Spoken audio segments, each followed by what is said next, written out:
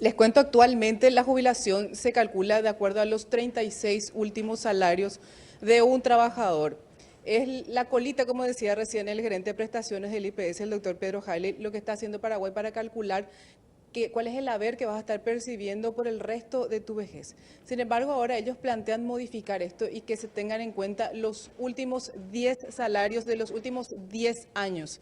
Pero me dice él que el cálculo no va a ser directo como se hace actualmente, que se toma el monto bruto de los 36 últimos salarios, se divide entre 36 y el promedio de eso es lo que terminas percibiendo. Esto no va a ser cuando, si es que llega a aplicarse esta modificación de la ley de los últimos 10 salarios. El doctor Halley me va a explicar cómo es que se va a hacer ese cálculo de los últimos 10 años y me decía usted que de acuerdo a las simulaciones que estaban haciendo no va a terminar perjudicando en el monto final que perciba el trabajador. Pero como bien señalaste, hoy es un promedio aritmético simple, donde se hace la suma de los 36 últimos salarios sobre los cuales cotizaste antes de la edad de retiro, menos el mes del retiro, que no se toma.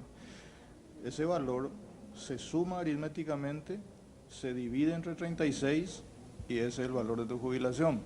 Si de hace 36 meses a hoy ya hubo una depreciación del valor del dinero, ya empezás perdiendo luego.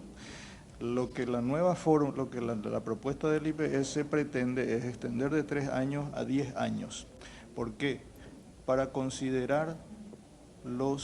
para extenderse hacia los mejores salarios de la persona.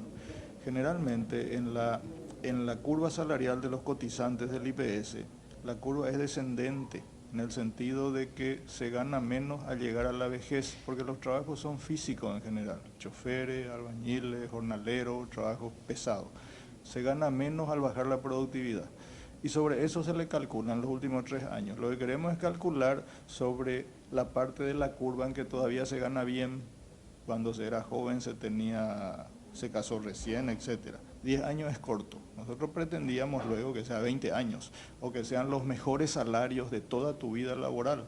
Pero ojo, no es un cálculo aritmético directo en que sumo y divido. Esos valores de tiempo atrás vienen a valores actualizados. Ejemplo, si hace 10 años yo ganaba la mitad de un salario mínimo, ahora me voy a jubilar, se trae a un valor que hoy va a ser la mitad del salario mínimo de hoy. O sea, vamos a hacer un ejemplo. Hace 10 años el salario mínimo era 1.000.000 y vos ganabas la mitad de eso, 500.000. O sea, yo ganaba 1.000.000 hace 10 años. Ese 1.000.000 hoy va a valer 1.900.000. Eso es lo que se llama indexar y se utilizan 2 factores de indexación para los ajustes, que es la variación del IPC, de índice de precio al consumidor, y la variación del salario mínimo legal, que siempre sube. O sea que siempre resulta en una actualización positiva que beneficia al trabajador. O sea, se va a hacer el cálculo, por ejemplo, hace 10 años un salario mínimo percibías, pero no va a figurar 1.000.000, va a figurar 1.900.000, que es el salario mínimo vigente de hoy, y eso se va a ir acumulando hasta llegar a los salarios actuales, teniendo en cuenta el salario mínimo actual, doctor. Así mismo, más correcto imposible, así mismo. Y doctor, y eso luego se divide entre 10 y el promedio de eso es lo que termina percibiendo el trabajador. ¿Para qué se hace esto, doctor? Y fundamentalmente para salirnos de este sistema perverso que hoy tenemos de tomar solamente la colita última de la historia laboral y salarial de una persona. Por lo que te dije, que generalmente tiende a decaer la capacidad laborativa y decae la productividad y el salario. Terminamos jubilándole a una persona mal. Su jubilación, su haber jubilatorio no es coherente con su gran esfuerzo contributivo de toda su vida. Por lo menos queremos tomar 10 años. Para mí es poco. Yo creo que tiene que tomarse los mejores salarios de toda la vida laboral de una persona. ¿A qué se debe que se cambie el argumento ahora en el Instituto de Previsión Social y se plantea que estos 10 años en realidad van a ser una mejoría para la jubilación de los asegurados? ¿Cómo se puede explicar esto en términos concretos, con un ejemplo fácil para que todos entendamos que en realidad estos 10 años nos van a dar un beneficio y no un perjuicio? En general va a mejorar el haber jubilatorio. Eso es lo que resulta de las simulaciones que se están haciendo y que vamos a presentarle a la gente. ¿Por qué mejora? La gente piensa que el sistema que se plantea va a ser como el de hoy, de hacer una suma aritmética dividido 36. Sí. Y ese es tu haber jubilatorio. No. En el caso de llevar a 10 años o a más años si fuera necesario, los valores se traen a valores actualizados. No es una división aritmética simple. Claro, se toma, por ejemplo, si hace 10 la unidad años vos básica ganabas salarial la como se hace en mitad, otros países. Hay varias fórmulas de reajuste, pero en ningún caso si vos ganabas 10.000 guaraníes hace 10 años, yo voy a meter en tu cálculo 10.000 guaraníes. ¿Cuánto vale hoy 10.000 guaraníes? Si ese era un salario mínimo hace 10 años, hoy ese 10.000 guaraníes va a valer 1.900.000. Esa es la indexación y el ajuste que se hace. Ahora, ustedes van a tener una matriz de cálculo como para que sea transparente para toda la gente, en el sentido de decir, estos eran los valores históricos, 10.000 guaraníes del año 2007 representan al 2017 tanto, 500.000, 700.000, para que uno mismo pueda hacer sus cálculos, de manera que uno también pueda salir de cualquier tipo de dudas, doctor. Claro, la idea es, como los valores de actualización pueden mostrarse a la gente, uno mismo va a poder estimar su haber jubilatorio, y así debe ser. Hoy en día, cuando yo te digo tus 36 últimos salarios, ese salario del mes 36, supongamos hoy 2017, ese es tu salario del año 2014, ya no está luego actualizado, ahí vos ya empezás perdiendo. Sí. Porque del 14 a hoy ya hay una pérdida del valor adquisitivo. Eso ya empezás perdiendo luego hoy. Eso va a desaparecer cuando tus valores de hace 10 años los traigamos a valores actualizados. Ahí es mucho más justo y mucho más correcto para el trabajador. Va a recibir un haber jubilatorio acorde a su esfuerzo contributivo realmente. Ahora, doctor, una consulta. El propio presidente del Instituto de Previsión Social había dicho que necesitaban reformas, necesitaban modificaciones en la ley orgánica del Instituto de Previsión Social, porque los cálculos actuariales, esas progresiones y proyecciones que se hacen de aquí a 20, a 30, a 50 años, le daban, digamos, corta vida al Instituto de Previsión Social si no se modificaban. Por eso es que nos cuesta entender un poco que en realidad esto quiere hacer un cálculo para mejorar las jubilaciones, cuando en realidad nos decían que el IPS tiene graves problemas actuariales y que en estas condiciones va a ser difícil que pueda sobrevivir de aquí a 20 o 50 años.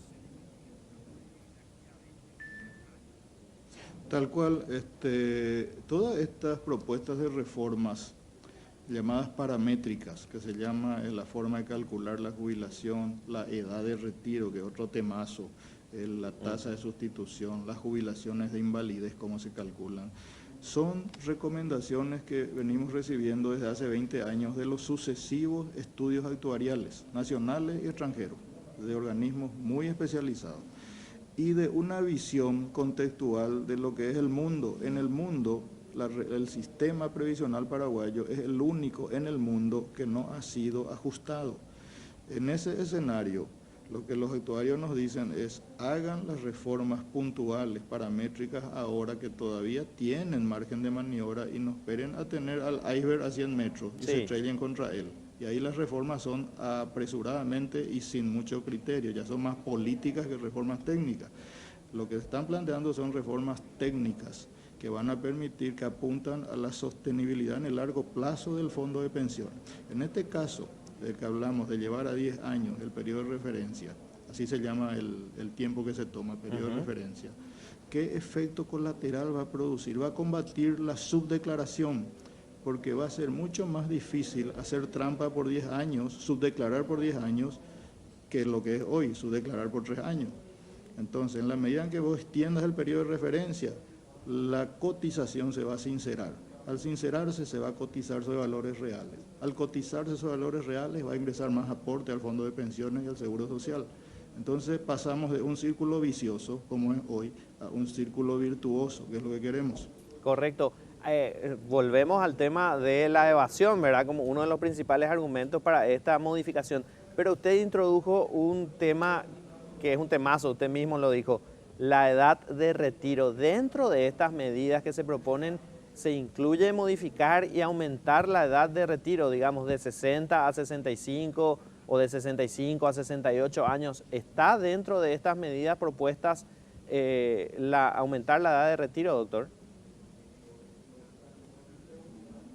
Dentro de las recomendaciones actuariales está trabajar sobre la edad de retiro, pero no en un sentido tan radical así como aumentar, como alguna vez se lanzó, que ahora vamos jubilando a los 70 años. No, eso no es cierto. Lo que técnicamente corresponde es hablar de retiros, es hablar de una edad de retiro móvil. ¿Qué es lo que ocurre hoy desde 1943 en IPS? Que todos somos viejos a los 60 años. ¿Y por qué se estableció 60 años en aquella época? Porque el legislador con mucha picardía vio que la expectativa de vida del paraguayo en 1940-1950 era de 58 años. Entonces, al poner 60 años la edad de retiro, prácticamente vos le pagabas al jubilado 1 año, 2 años nomás, si sobrevivía a su expectativa de vida. Sí. Hoy en día la expectativa de vida se está acercando a los 80, cambió los factores biométricos, biológicos cambiaron. Ahora bien, ¿qué es una edad de retiro móvil?